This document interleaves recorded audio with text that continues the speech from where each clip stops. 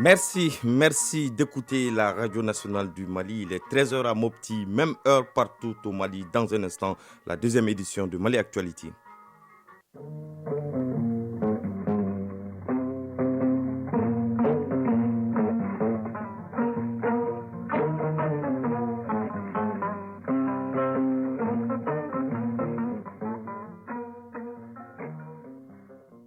Le journal Bemba Sibi. Mardi 4 juillet 2023, bonjour et bienvenue dans ce journal. Dans les grandes lignes de cette édition, l'exploitation des ressources minières au Mali, comment assurer un partage juste et équitable pour une majorité de Maliens. La thématique est au cœur d'un colloque sur le secteur organisé par le CERM. Nous en parlons dès le début de ce journal. À 2 jours de l'ouverture officielle de la Biennale artistique et culturelle à Mopti, Alpha Maïga nous propose dans cette édition un retour sur plus de 50 ans de Biennale avec le regard d'artistes, hommes politiques et hommes de la radio. Dans la chronique initiative citoyenne de ce mardi, on s'intéresse à l'association Ma Commune et Moi qui milite pour la protection de l'environnement, la lutte contre la fraude en milieu scolaire et la scolarisation des filles.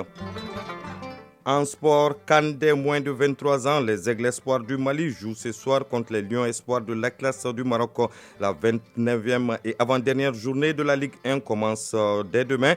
Le résumé de toute l'actualité sportive en fin de journal avec Siragatou Sissi. Voilà pour le sommaire, le développement dans un instant.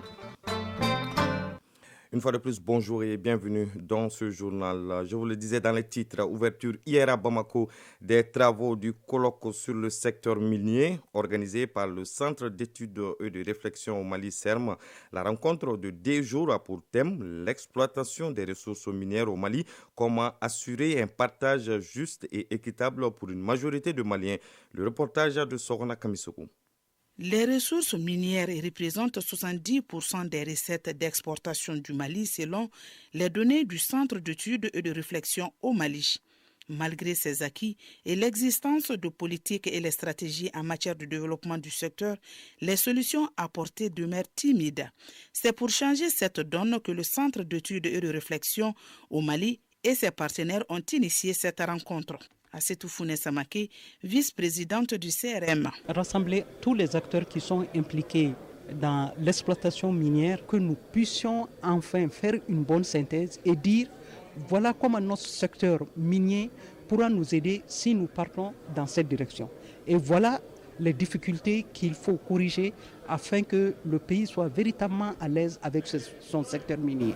Abdoulaye Pona, président de la Chambre des mines du Mali.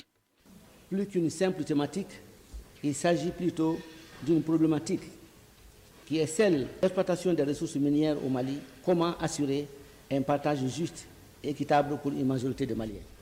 La rencontre doit permettre aux participants de faire l'état des lieux du secteur minier, déterminer les conditions d'un partenariat gagnant-gagnant entre investisseurs et l'État. Il sera aussi question de la réglementation de l'exploitation artisanale des ressources ainsi que la minimisation des impacts environnementaux.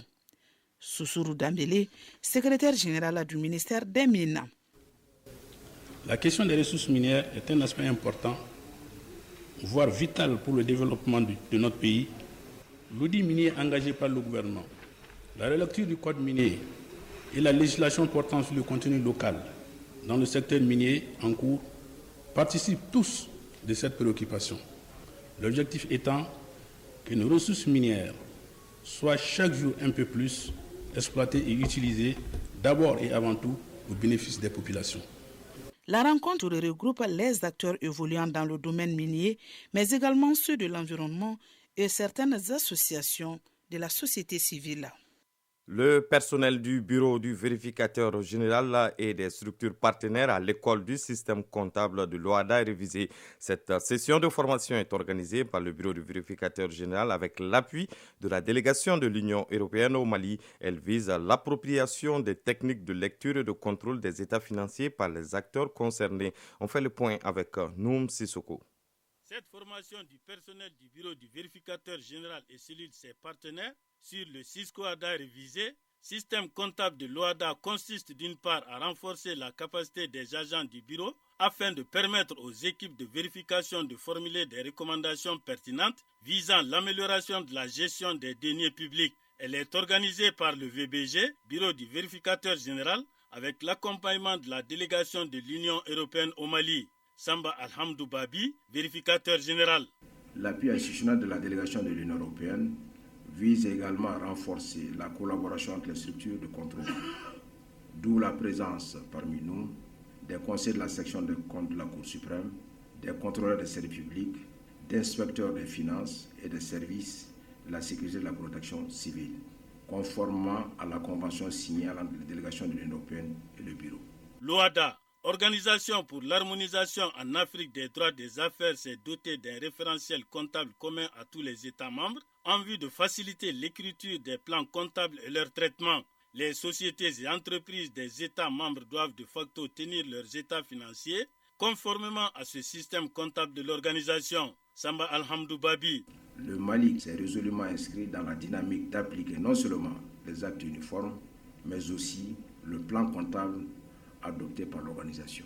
Les sociétés créées par l'État soumises aux mêmes exigences entrent dans le champ de compétences des organes de contrôle. D'où la nécessité pour ceux-ci de renforcer les capacités de leur personnel sur le susquadra révisé. La formation s'inscrit également dans le respect des normes de l'Organisation internationale des institutions supérieures de contrôle des finances publiques. Ces normes recommandent d'établir et de maintenir des procédures de gestion des compétences au niveau organisationnel. Je vous le disais dans les titres, la première biennale artistique et culturelle du Mali a eu lieu un 4 juillet 1970. Et plus de 50 ans après, le Mali s'apprête à tenir une autre biennale, cette fois-ci à Mopti à partir de ce jeudi 6 juillet 2023. La biennale artistique et culturelle est et demeure l'un des plus grands rassemblements du peuple malien. Il s'agit d'une rencontre au cours de laquelle les troupes artistiques des régions chantent et dansent le Mali, mais aussi expriment leur amertume. Retour sur plus de 50 ans de biennale avec le regard d'artistes, hommes politiques et journalistes avec Alpha Maïga.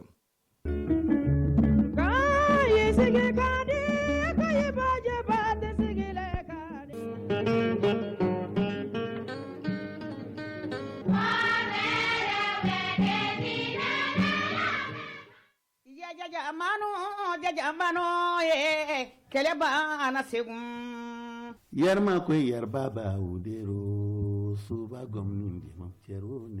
ne sommes pas sur les planchers d'une salle de spectacle, mais au domicile d'artistes. Ablaye Diabaté de la troupe de Sikasso, dans ce chant, met l'accent sur la bravoure. C'était en 1976, 4e biennale artistique et culturelle.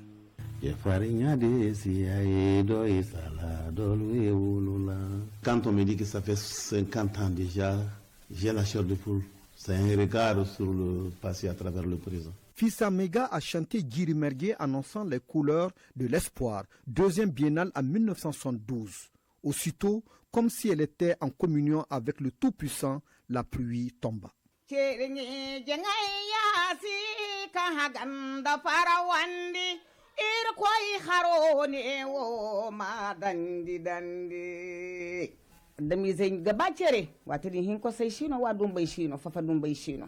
Avant l'appellation, c'était les Semaines nationales de la jeunesse. La biennale artistique est née de cette initiative qui, après le changement politique, changea de nom.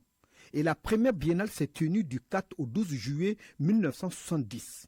Compte tenu du fait que c'était des regroupements qui coûtaient trop cher, Chekna Sidi, encadreur troupe Tombouctou. On a dit au lieu que ça soit annuel comme la semaine de la jeunesse, on va la faire, cette rencontre des jeunes, biennale, c'est-à-dire tous les 2 ans. Au terme de cette activité qui vient de marquer la première biennale artistique et culturelle de la jeunesse malienne, je voudrais, au nom du comité militaire de libération nationale et du gouvernement, rendre à nos jeunes artistes un hommage mérité. La première biennale s'est tenue à un moment où l'affirmation de l'homme s'impose comme une nécessité. Et cette mission noble incombe aux artistes. Être par des diplômes, des titres ronflants ne fait pas. Et toi, qui es-tu? Un kidam propulsé par les tribulations dans la haute sphère de l'administration. Qui n'est qu'un égoïste, un parvenu, un envieux, un aristocrate qui regarde du haut de la salle avec condescendance Les pauvres paysans arrachés un couvert de poussière. Alors les pièces de théâtre, qu'est-ce que c'était? El Haj Sandi Baba Haidara, homme politique. Former l'homme, former le Malien. Ce n'est pas simplement des thèmes historiques, mais des thèmes d'actualité pour montrer à la postérité et aux Maliens entre eux que nous avions un pays. Mokhtar Seydou Tal, encadreur troupe Ségou. Jusqu'en 1986, où des thématiques ont été conçues au niveau national. Il y avait la sécheresse, il y avait l'apartheid et puis il y avait la délinquance juvénile.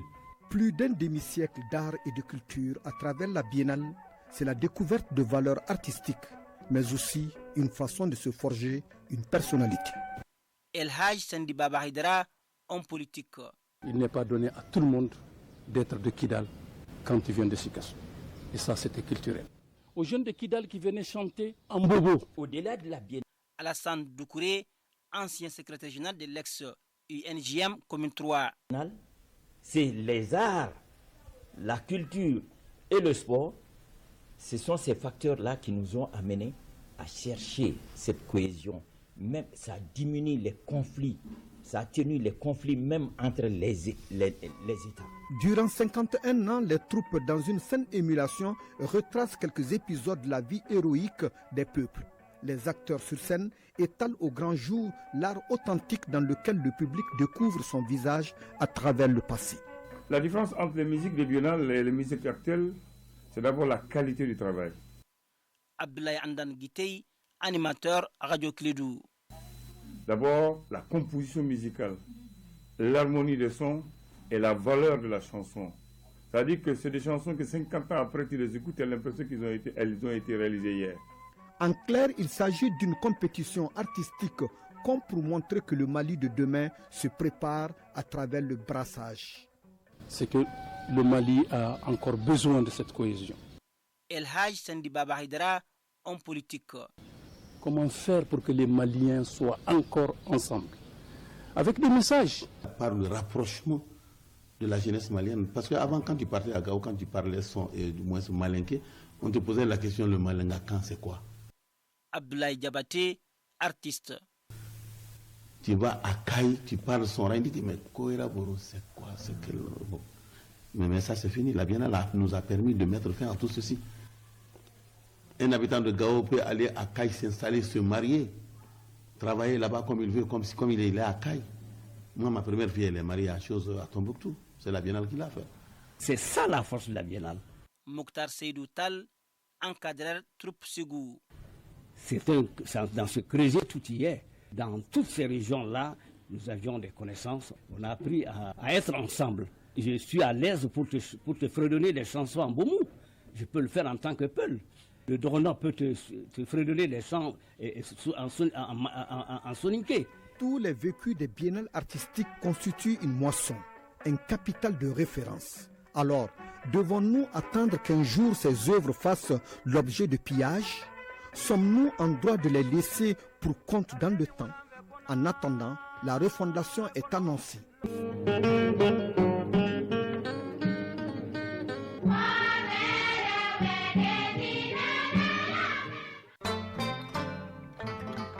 À 13h passées de 12 minutes à présent, l'actualité hors de nos frontières au Sénégal. À la surprise générale, le président sénégalais ne sera pas candidat à l'élection présidentielle prévue en février 2024. L'annonce a été faite par ce dernier lors de son discours à la nation sur la radio-télévision sénégalaise.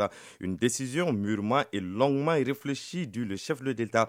Le président Macky Sall a également salué la mémoire des victimes des manifestations suite à la condamnation de l'opposant Ousmane Sonko à 2 ans de prison. En Côte d'Ivoire, Francis Romain Wodié, l'ancien président de la Cour constitutionnelle dans les années 2010, a perdu la vie à l'âge de 87 ans. Il a succombé des suites d'une longue maladie. Il avait aussi été un éminent professeur de droit, défenseur des droits de l'homme et éternel opposant. Le défunt a également été le tout premier président d'Amnesty International Côte d'Ivoire. Au Kenya, le président William Ruto a annoncé ce dimanche La levée de l'interdiction relative à l'exploitation forestière, elle avait été imposée en 2018 dans les forêts publiques et communautaires pour éradiquer la coupe illégale d'arbres et augmenter la couverture forestière du pays. Selon le chef de l'État, la levée de cette interdiction permettra de créer des emplois pour les jeunes. Mais cette décision du président inquiète fortement les défenseurs de l'environnement qui accusent ce dernier de faire passer les profits avant la protection de la nature. William Ruto a assuré de son côté que l'État maintenait son objectif de planter 15 milliards d'arbres au cours des 10 prochaines années. Au Guatemala, le tribunal électoral a annoncé ce samedi la suspension temporaire des résultats du premier tour de l'élection présidentielle. Cette décision fait suite à la saisie vendredi de la Cour constitutionnelle par 9 partis de droite, dont celui du président sortant. Celui-ci dénonce une fraude et des vices de scrutin. Une situation qui inquiète l'Union européenne, les États-Unis et l'Organisation des États américains. À présent, la page des sports de cette édition juste après cette virgule.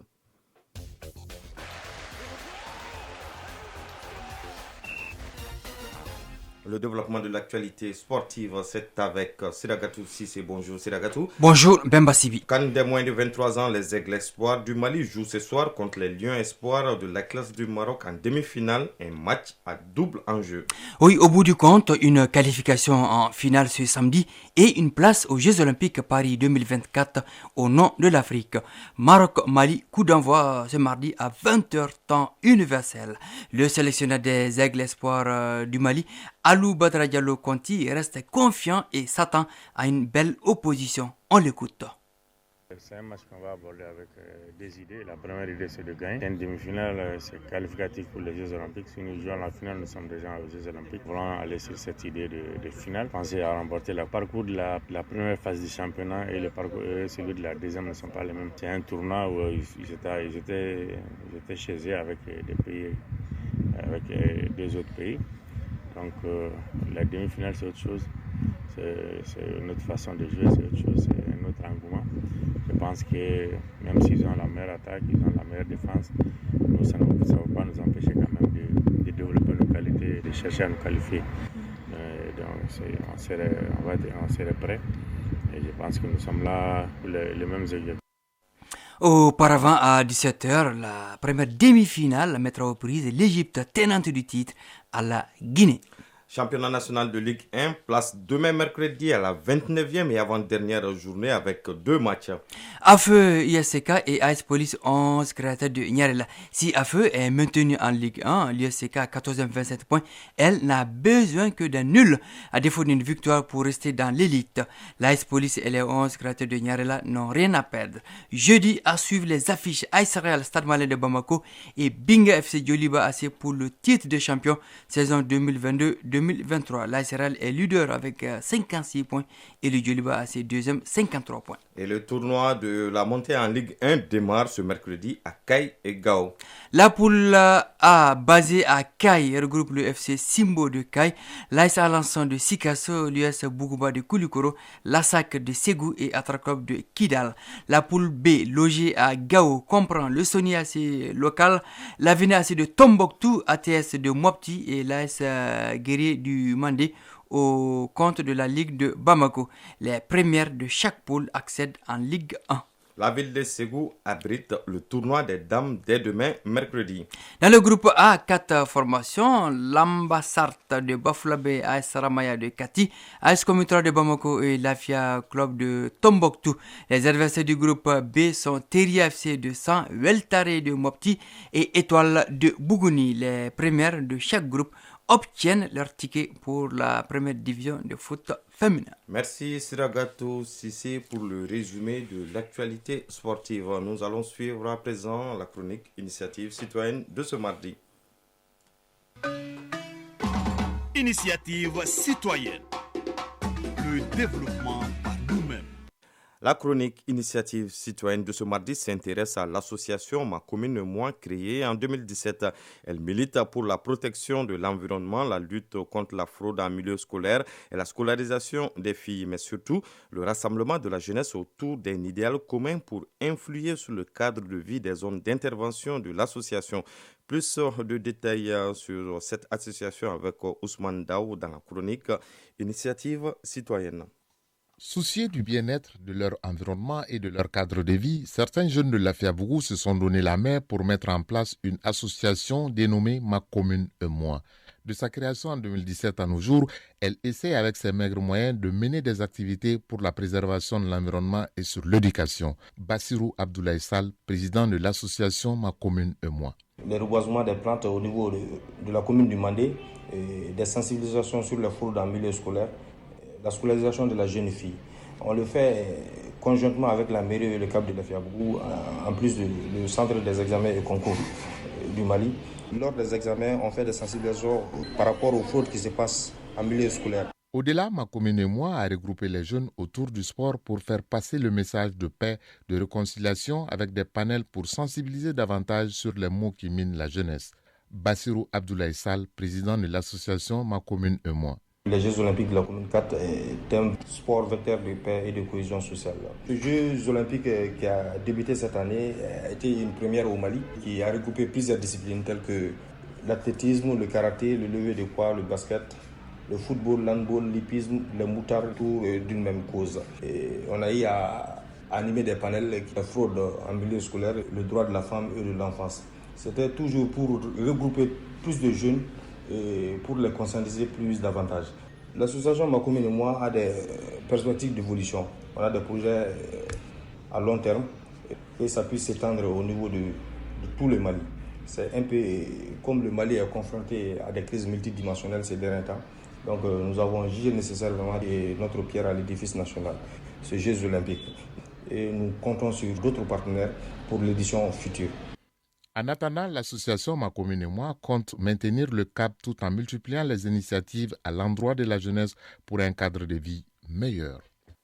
À 13h passées de 21 minutes, on prend fin ce journal qui vous a été présenté par Bemba Sibi, mise en onde Alima Ouattara. Réalisation Soumao Aïdara. Vous pouvez suivre cette édition sur nos plateformes numériques grâce à Sekou Traoré qui a assuré la mise en ligne de cette édition. Coordination éditoriale Ousmane Daou. Tout de suite, Kani Keita sera là pour les avis et communiqués en bambara et français. Prochain rendez-vous avec l'information à 19h30. En attendant, bonne écoute radiophonique sur la zone de la Radio nationale du Mali.